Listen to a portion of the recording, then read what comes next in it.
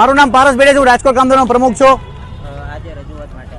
આજે આપ મીડિયા મિત્રો 3 વર્ષથી વાતના સાક્ષી છો કે રાજકોટ મહાનગરપાલિકામાં રાજકોટ કામદાર યુનિયન દ્વારા ખૂબ અનુશાસન અને ડિસિપ્લિન આંદોલન કરવામાં આવ્યું છે।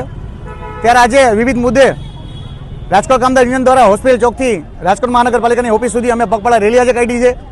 આ રેલીમાં અમારા મુદ્દા બહુ સ્પષ્ટ છે કે કોન્ટ્રાક્ટ પ્રથામાં જે પીએફ ઈએસઆઈ બોનસ અને લઘુત્તમ વેતનનો ભ્રષ્ટાચાર થાય છે તેને નાબૂદ કરવામાં આવે।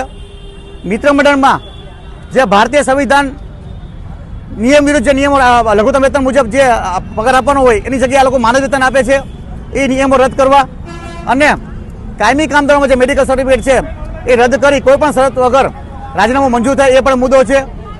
અને આપને ખબર છે કે જીડીએચના સફાઈ કોન્ટ્રાક્ટર દ્વારા આજે એના કરોડ રૂપિયાના કૌભાંડો છુપાવવા માટે મને 5 લાખ રૂપિયા એડવાન્સ દેવા આવ્યા હતા। 50 લાખની મને ઓફર થઈ હતી। આ જીડીએચ આજે વિજિલન્સ તપાસ ખાલી નાટકો ચાલુ છે, તેમાં પણ કાંઈ કાર્યવાહી થઈ નથી।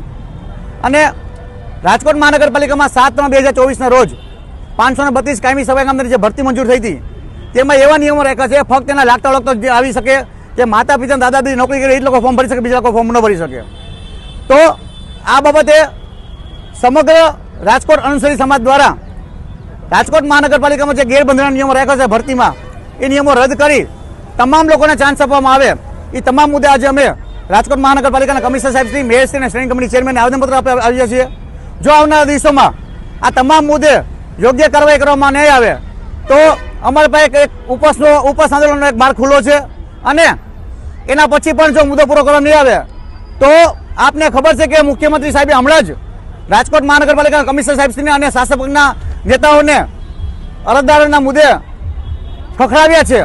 એટલા માટે પગપાળા રેલી કરી અને ગાંધીનગર રજૂઆત કરવા જશું। આ બાબતની રાજકોટ મહાનગરપાલિકાના શાસક પક્ષે ગંભીર નોંધ લે।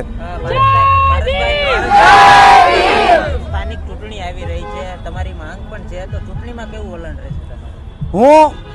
હું પોતે કાર્યકર્તા રહી ચૂક્યો છું આમાં અને કાર્યકર્તાની દ્રષ્ટિએ મને ખબર છે કે આ લોકો કાર્યકર્તાને કેવી રીતે ભાઈ યુઝ કરીને ફેંકે છે, યુઝ એન્ડ થ્રો કરે છે।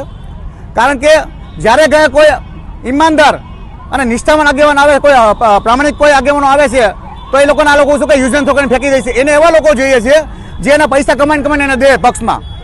જ્યારે અમે લોકો સિદ્ધાંતવાદી માણસ છે, સમાજના પૈસા કમાવા માંગતા નથી।